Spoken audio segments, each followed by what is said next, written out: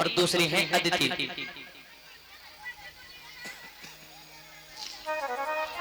तो एक मैया के गर्भ से तो असुर प्रकट होते हैं और दूसरी मैया के गर्भ से देवता।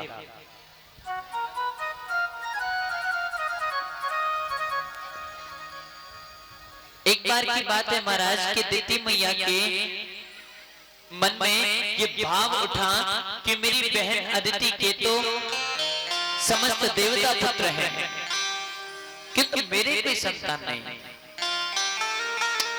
मेरी भी कोई संतान होनी चाहिए। ये आशा, ये प्रार्थना उन्होंने अपने पति से रखी, कश्यप ऋषि से। जिस समय ये प्रार्थना पत्र दिया गया मुनि को, उस समय सायंकाल का वक्त था।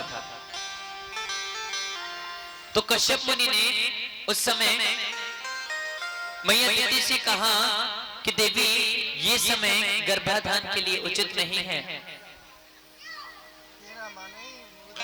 देखो आपसे हाथ जोड़ लें, मान जाओगे? आगे बैठे तो शांति से बैठ जाओ, ठीक है? आनंद लेने के समय आनंद लेना, लेकिन अभी आराम से। तो महाराज कश्यप मुनि ने कहा कि देवी ये समय गर्भाधान के लिए उचित नहीं है, सायंकाल का समय है। इस समय में भगवान भोलेनाथ अपने गणों को लेकर के आकाश मार्ग से घूमते हैं, विहार करते हैं।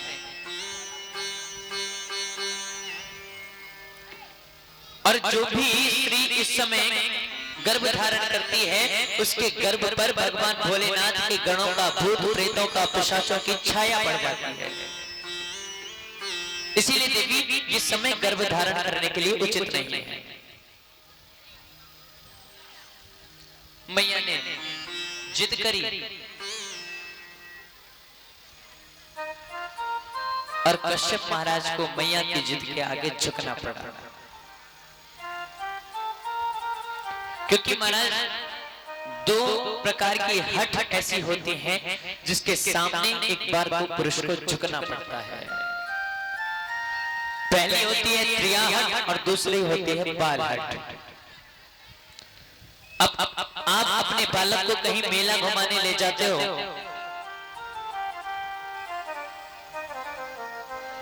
अगर बालक को रिमोट वाली गाड़ी पसंद आ गई ना, तो पापा से वही डिमांड रखिएगा, पापा मुझे तो यही गाड़ी चाहिए। पापा एक बार को मना करेंगे, नहीं बेटा ये मत ले, मैं तेरे को हवाई जहाज दिलवाऊंगा। तो बेटा कहेगा नहीं मुझे हवाई जहाज चाहिए नहीं, मुझे तो यही गाड़ी चाहिए। अब उस बेचारे को क्या पता कि हवाई जहाज बड़ा होता है कि रिमोट वाली गाड़ी। वो जिद करने लगता है। अब राजी से नहीं सुनोगे तो महाराज बालकों की तो आपको पता है, जब जिद करने पे उतर है तो रोना शुरू कर देंगे, और जब रोना शुरू करते हैं तो महाराज कुछ भी करें जमीन पे लेट जाएंगे, पैरों में पड़ जाएंगे, लेकिन अपनी बात बर्बाद नहीं मानेंगे। ठीक उसी प्रकार से होती है त्रिया हठ, स्त्री की हठ। अगर एक बार को श्रीमती जी के मन में आ गई ना कि नहीं आज तो मायके जाना ही है, तो चाहे पतिदेव के घर में पहाड़ टूटे, चाहे कोई भूखों मरे, चाहे कोई प्यासों मरे, लेकिन श्रीमती जी आज मायके जाएंगी। सो महाराज ये दो प्रकार की हठ ऐसी हैं जहां पुरुष को एक बार को झुकना पड़ता है। कश्यप मुनि भी आज मैया के सामने झुके। मैया ने गर्भ धारण किया, जैसा कि मुनि ने कहा था ठीक वैसा ही हुआ।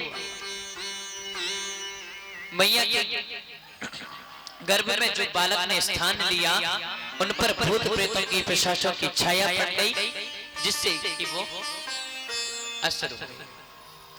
अच्छा ध्यान दीजिएगा, जो मैया के गर्भ में शिशु हैं, दो बालक हैं, और जब ये मैया के गर्भ में है तो तभी से इनका जो तेज है वो इतना बढ़ता जा रहा है,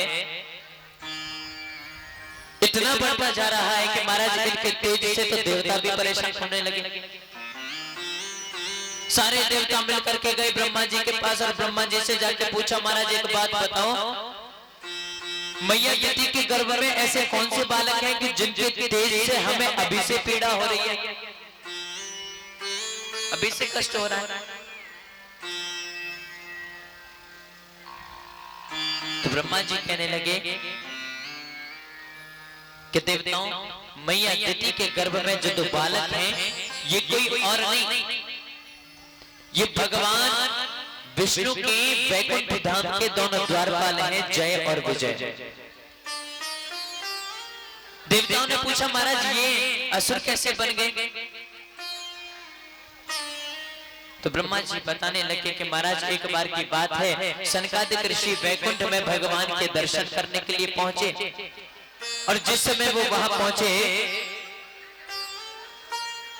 उस समय भगवान विश्राम कक्ष में विश्राम कर रहे थे। उस समय विश्राम कर रहे थे तो द्वारपालों ने जय विजय ने सनकादिक ऋषियों को रोक लिया। बोले महाराज अभी आप प्रवेश नहीं कर सकते, इस समय तो हमारे भगवान विश्राम कर रहे हैं।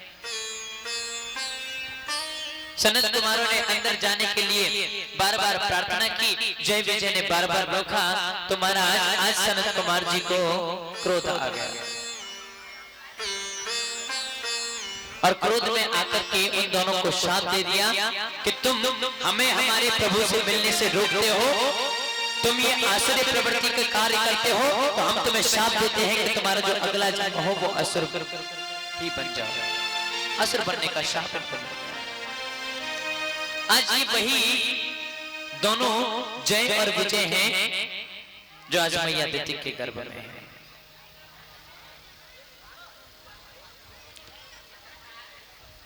महाराज एक समय मैया यति ने इन दोनों शिष्यों को जन्म दिया। इनका नाम हुआ हिरण्याक्ष और हिरण्यकश्यप।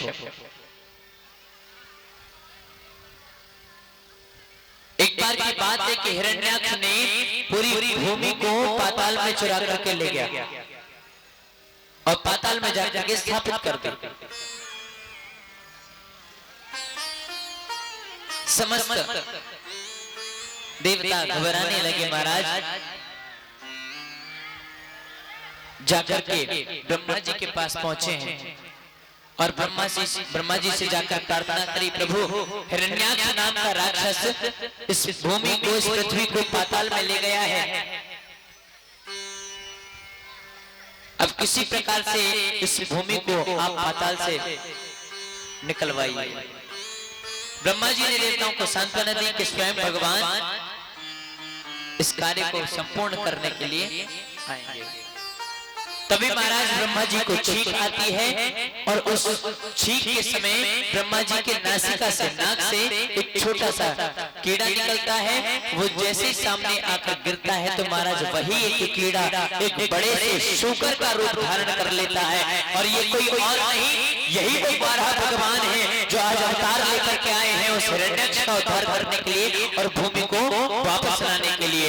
बोली वराह भगवान की जय। इन सभी बच्चों को वहां पहुंचवाओ पीछे।